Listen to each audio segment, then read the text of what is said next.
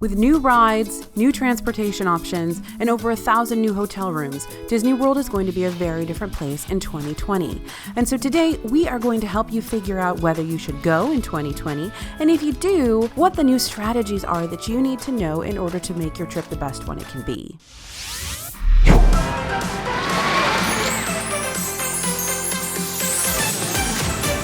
Hey everybody, it's AJ for DFB, and today we're looking at that forgotten year, 2020. Yep, this is the year that a few things are opening, but the biggest news is happening on either end in 2019 and in 2021. So let's talk a little bit about 2020. What can you expect and what do you need to know to make your trip as smooth as possible? Well, first, let's talk about whether or not you should go in 2020. I know a lot of you guys are considering this right now, thinking about when's the best time to go in the next 3 years with Galaxy's Edge opening and all the new rides coming in 2021. So getting down to the nitty gritty, of course, that biggest opening in 2019 here on this side of 2020 is Star Wars Galaxy's Edge.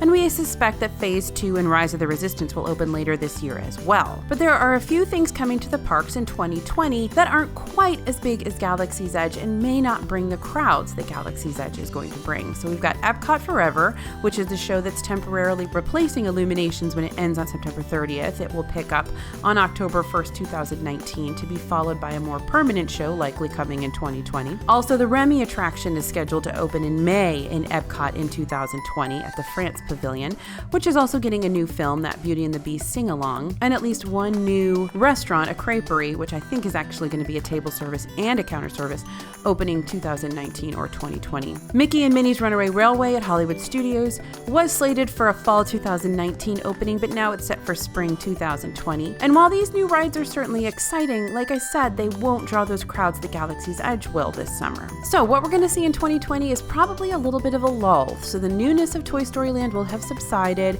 Galaxy's Edge will probably get to a manageable point in terms of crowd levels. And it's possible that several guests will put off a 2020 trip in favor of waiting for Disney World's 50th year, 2021, which is sure to bring lots of special events and experiences as well as bigger crowds. So you may see a little lull in the crowds for grand openings, and you might find a sweet spot there in the mid to late 2020 range. So should you go in 2020? Well, if you're a huge coaster fan or you have to stay at the Star Wars Hotel, you'll probably want to put off your trip till 2021. But if you're looking for lower crowds and maybe a little bit of a lull in the grand openings, 2020 is going to be your year.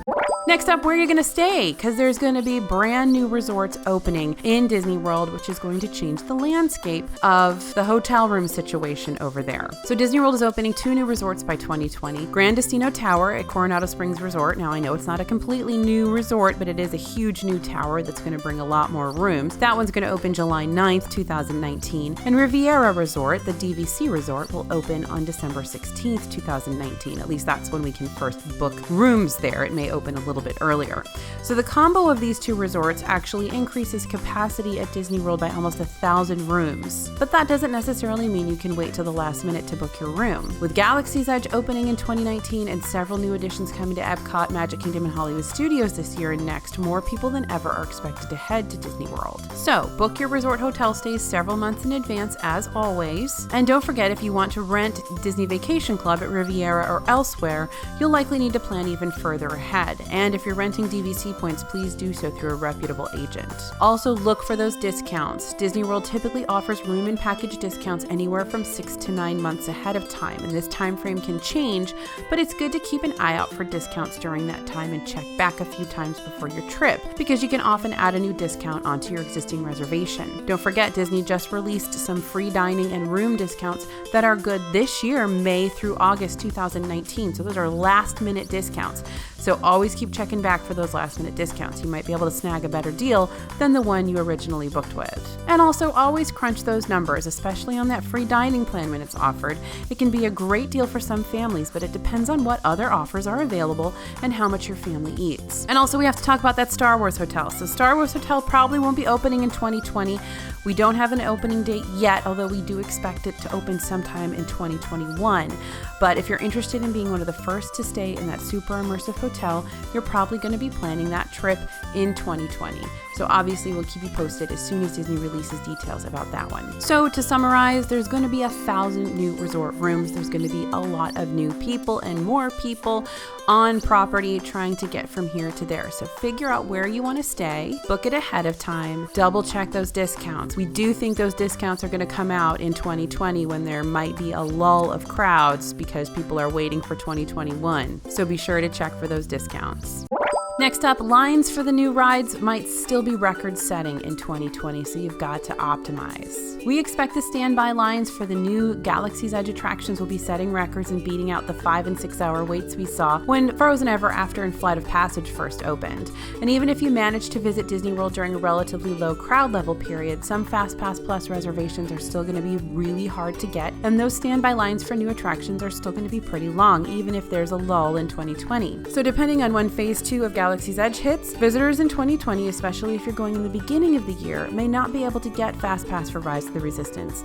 This is all just speculation based on not being able to get FastPass for Millennium Falcon Smuggler's Run when the land first opens. And if that works well for crowd control, we might see the same thing with Phase 2 and the land's other attraction. But you'll definitely want to optimize your FastPass Plus strategy, so we recommend the following. First, prioritize your must-have FastPasses before your 60-day window if you're staying on site, or 30-day window if you're staying off-site. The second that window opens, be online or get on My Disney Experience and start with the FastPasses that are hardest to get. Those are going to be Galaxy's Edge attractions, if and when they begin FastPass for Millennium Falcon, Smuggler's Run, and Rise of the Resistance, and still Flight of Passage in Pandora over at Animal Kingdom, Frozen Ever After in Epcot, Mine Train at Magic Kingdom, and Slinky Dog Dash at Hollywood Studios. Those are still going to go really quickly, even with the Galaxy's Edge attractions open. Next, make your FastPass in priority order and don't focus on a certain day. That's a really, really good and important tip.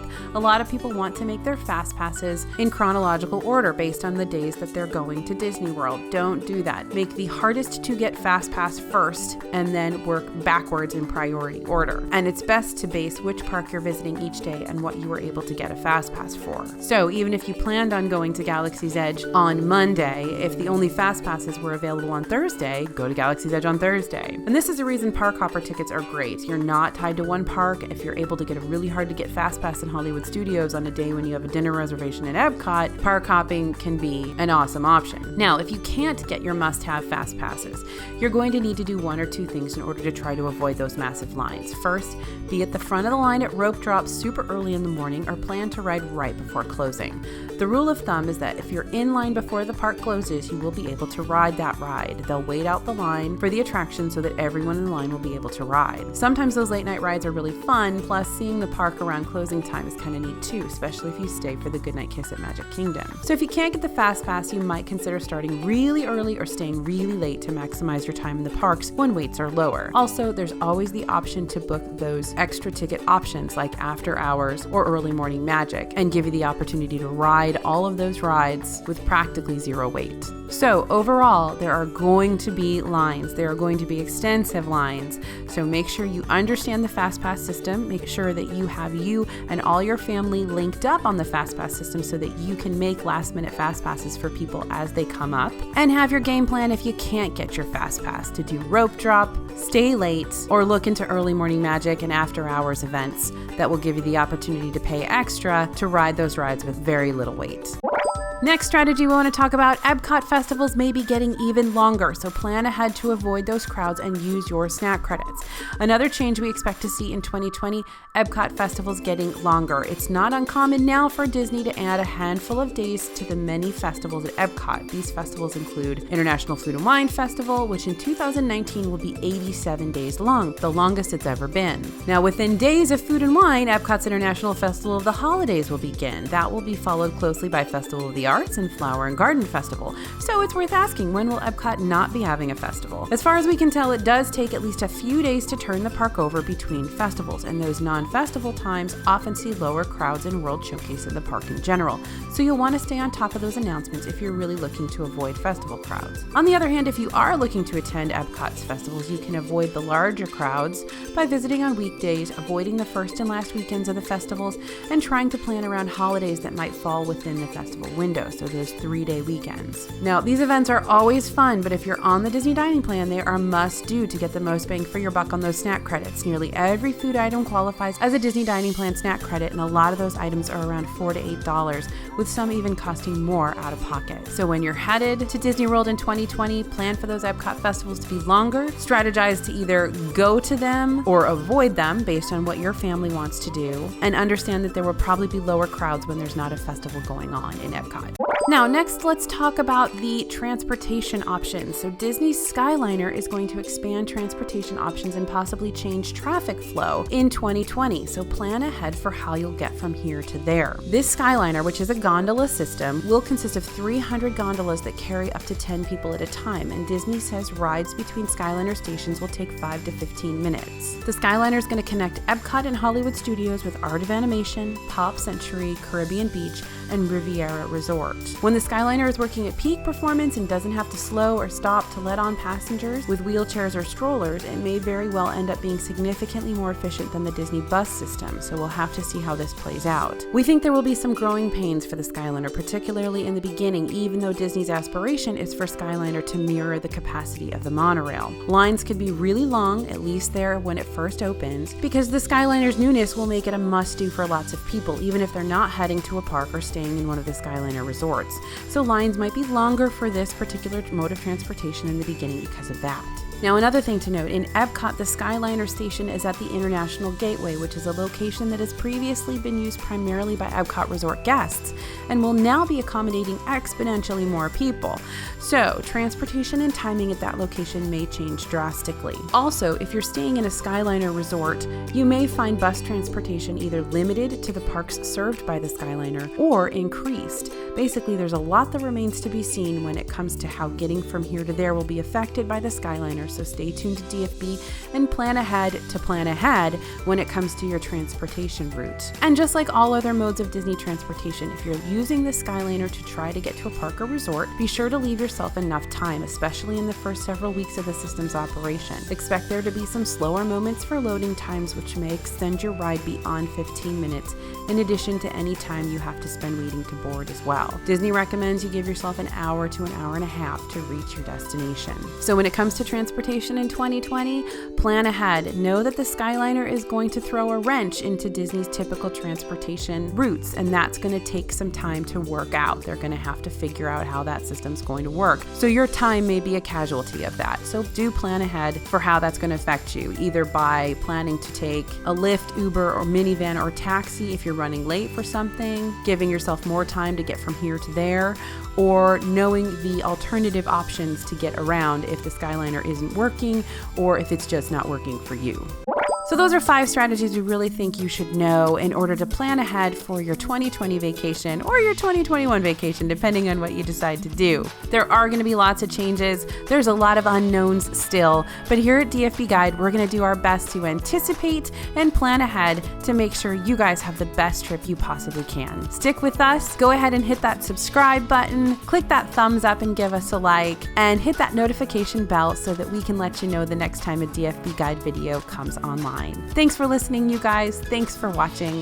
Let us know in the comments what you think about 2020. Are you going? Are you staying home? Are you waiting for 2021? What do you think's going to happen? This is AJ for Disney Food Blog, and we'll see you real soon.